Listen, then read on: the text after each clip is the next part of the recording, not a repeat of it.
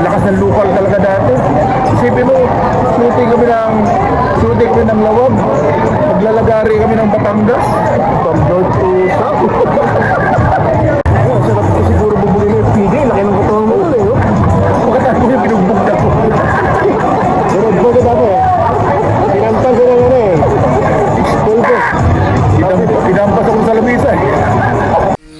Hello mga kababayan, kumusta po kayo? Narito po muli ako upang i-share sa inyo yung part 2 ng kulitan, masayang kwentuhan at yung buong panayam namin kay Kuya Chris Aguilar.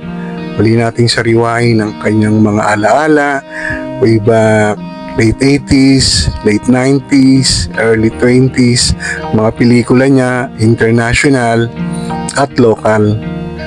So, dito nga ay na-share niya na ang paboritong international artist na gustong kumukuha sa kanya ay sina David Carradine, Sam Jones, si Don the Dragon Wilson, no? Yung unang pelikula ni Don the Dragon Wilson. Siya pala yung talagang personal pick niya, no? Ni Don the Dragon Wilson o the late Don Wilson. And also na-share din niya sa atin na yung isa sa pinakamabait din na na-meet niya na international or foreign artist ay si Sir Danny Trejo. Siguro kilala niyo po, no? So mukha siyang akala mo nakakatakot pero according to Kuya Chris Aguilar ay napakabait naman po niya. Sa local naman, of course, very supportive. Unang-una, ng ating The King. Nabanggit din niya si Rudy Fernandez, yan, sina Robin Padilla, sina Raymar Santiago. So ito po yung buong pagkikita namin ni Kuya Chris Aguilar. Kumustahin natin siya. Ito na po siya ngayon. Sana po mag-enjoy kayo at muli huwag niyong kalimutan mag-subscribe kung kayo po ay bago lamang sa aming channel. Paki-press na rin po ang notification bell para updated kayo sa mga bago naming video na i-upload. Thank you po. Okay, paano natin? Let's go. Hindi po siya si Steven Seagal, Steven Sugal. Kuya Chris Aguilar, 2026. Pagalaw ka lang.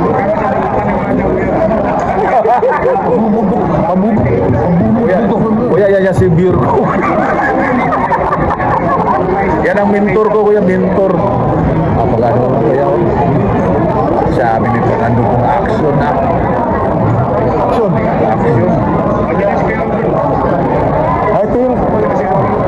Ito yung kukunin natin ano. Yun na. Ate, amoy pulbura. Amoy pulbura ka, parang galing ko sa parang galing sa encounter.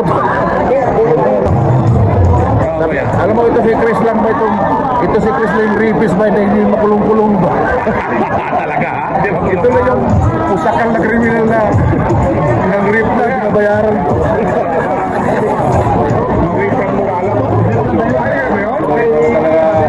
Talaga kuya ba? Nagtulog na yung mga bata, meron din pala siya dati sa mga international. Mga kalaban mo, kasi uso ang karate mo. Bolo. Wilson the Dragon. Mga ano yan talaga ko yung mga kickboxing champion. Chuck Norris, Morris Smith. Sino sa kanila yung nakaano mo talaga na sumak mo? Si John Wilson the Dragon, heavyweight world champion, kickboxing champion. Si Morris Smith, si Billy Blanc. Yung talagang amazing kuya ba? Kasi first movie pala ni first movie ni Dan Wilson. Pinadala na akong ticket. Tapos pinadala na akong ticket, nakalawa. Na-premiere kami sa Amerika, sa Hollywood. Doon na sumikat na ako dito. Yung mga foreigner or international na tinamaan mo rin ba? Hindi naman sila nag-reklamo. Hindi ko sila makatama sa akin. Huwag lang sila tama. Oo. Kasi pinag-aralan ko talaga. Sila, wala eh. Mahina sila sa yung sabihin ba yung sa cinematic. Mahina di ba? Ay, tinitiis ko na lang.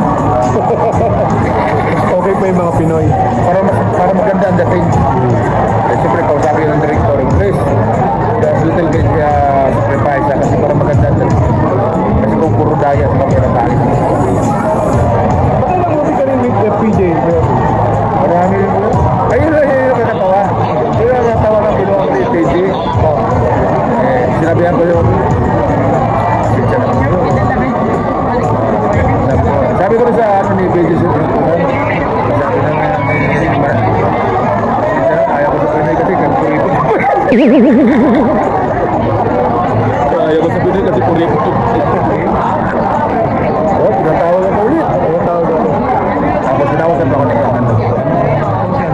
ano yan yung partida yata yung ginawa niya sa Paypagsanan. Partida? Oo, ano, no? Armida si John Reyna? Oo, nag-shooting ako na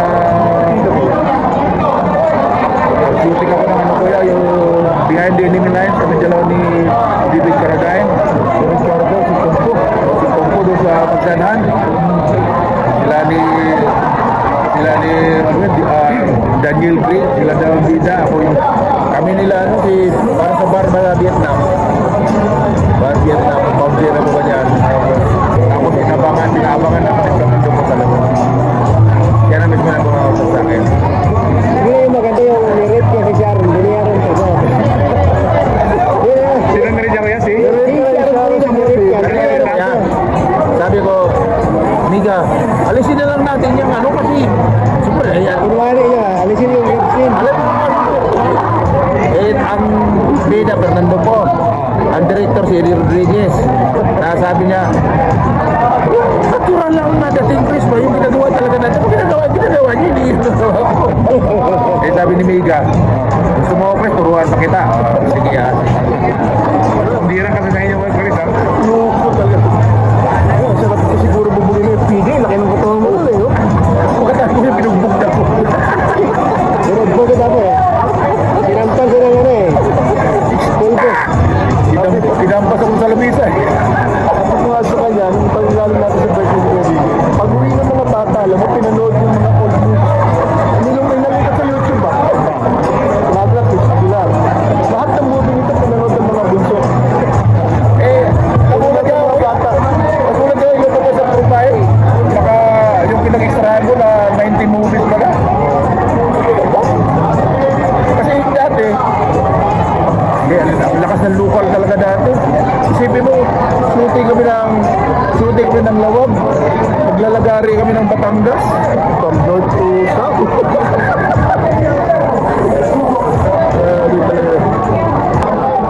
Si ano, nakasama ko rin ba yan? Si Danny Trio? Oo.